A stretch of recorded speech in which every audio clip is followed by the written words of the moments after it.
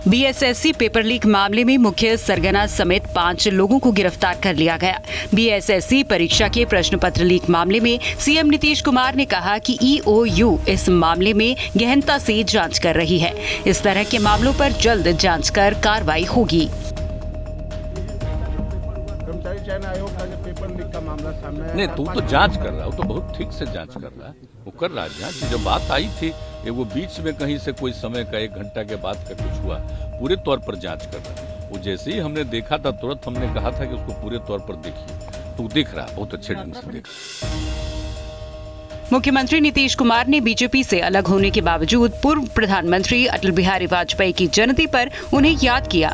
नीतीश कुमार ने अटल बिहारी वाजपेयी को याद करते हुए कहा, श्रद्धेय अटल बिहारी वाजपेयी के साथ काम करने का मौका मिला, ये मेरे लिए गर्व की बात है। श्रद्धेय अटल बिहारी वाजपेयी को कभी नहीं भूल सकता। जिस तरह से काम हुआ पूरे देश भर के विकास के लिए, हम कभी भूल सकते हैं। और कितना वो मानते थे, हमको 3 तरह के विभाग को सौंपा और एक तरह से जो काम करवाए, और जिस तरह से जो कुछ भी प्रस्ताव रहता था हमारा, उसको एक चीज को मानते थे और कितना ज्यादा प्रेम के साथ सब कुछ कराते थे। तो हम कभी उनके प्रति जो श्रद्धा का हमारा भाव है और जिस तरह से वो मानते थे, इसको हम कभी जीवन में नहीं भूल सकते। एक बात अच्छी तरह जान लीजिए।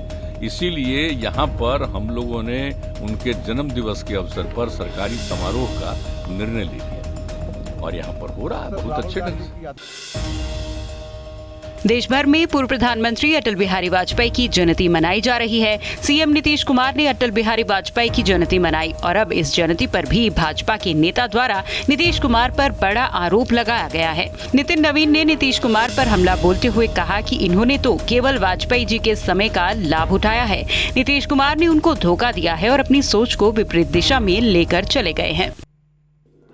चलिए, मैं उनका इसके लिए आभार व्यक्त करता हूँ, लेकिन कम से कम वाजपेयी जी की अगर आप उपलब्धियों की या उनकी खूबियों की चर्चा करें तो उनका अनुसरण भी करते नीतीश जी, तब समझ में आता है कि आप वाजपेयी जी से प्रभावित हैं। आपने तो केवल वाजपेयी जी के समय का लाभ लिया और उस लाभ के बल पर आज बिहार में अपने आप को स्थापित किया।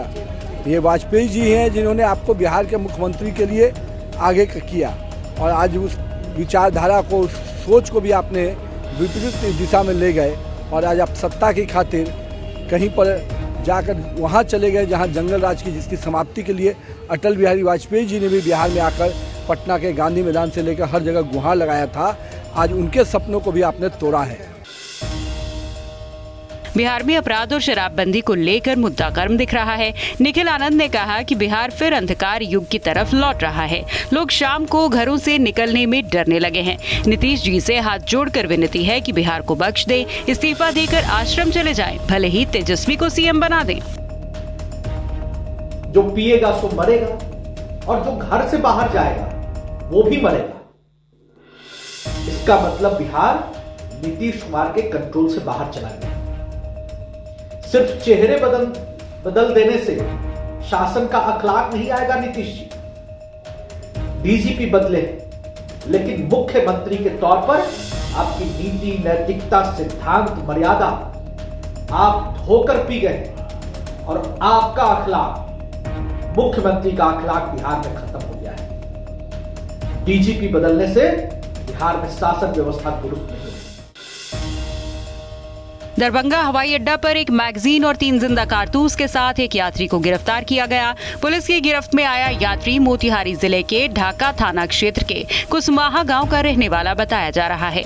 मोहम्मद कमालुद्दीन के पास से कई फर्जी नाम के आईडी कार्ड, उर्दू मैगजीन का प्रेस कार्ड सहित अन्य कई कागजात भी बरामद हुए। युवक द्वारा बताए गए पते पर पुलिस ने स्थानीय थाने से भी जानकारी हासिल की, जो सही पाई गई। वहां के थाने में भी आरोपी पर 2 मामले दर्ज हैं। बिहार में ठंड बढ़ने के साथ ही चोरी सहित कई आपराधिक घटनाएं बढ़ जाती हैं, जिसको लेकर जिला प्रशासन ने एक अभियान की शुरुआत की है। इस अभियान का नाम रोको टोको अभियान है। इस अभियान के तहत शहर में रात 10 बजे के बाद घूम रहे लोगों की जांच की जाएगी, साथ ही उनके आईडी कार्ड की जांच भी की जाएगी। ऐसे में बिना वजह घूमने वाले लोगों को रोककर पुलिस पूछताछ करेगी और अगर मामले में कुछ गड़बड़ पाई गई तो उन पर कार्रवाई भी की जाएगी।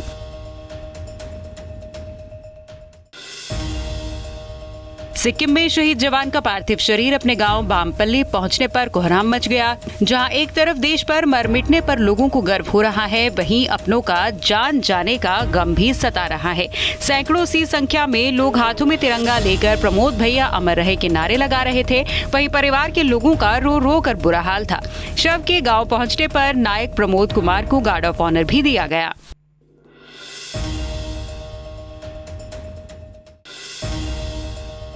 बेतिया के जगदीशपुर में 5 महिलाओं को गोली मारकर घायल कर देने का मामला सामने आया है। गोलीबारी में घायल सभी महिलाओं को इलाज के लिए GMCH में भर्ती करवाया गया है। मामला जमीन विवाद से जुड़ा हुआ है। गोली चलाने के बाद से ही आरोपी फरार हो गया है। मामले की जानकारी लगते ही पुलिस फरार आरोपी की तलाश में जुट गई। आज पूरे देश में क्रिसमस की धूम है। नवादा में भी गिरजाघर को आकर्षक ढंग से सजाया गया। लोग वहां जाकर प्रभु यीशु को याद कर रहे हैं, जिसमें लोगों ने बढ़ चढ़कर भाग लिया। इस अवसर पर फादर ने कहा कि ईश्वर प्रेम का प्रतीक है। प्रभु यीशु उसी प्रतीक के रूप में पृथ्वी पर अवतार लेकर प्रेम और भाईचारे की गंगा बहाई है।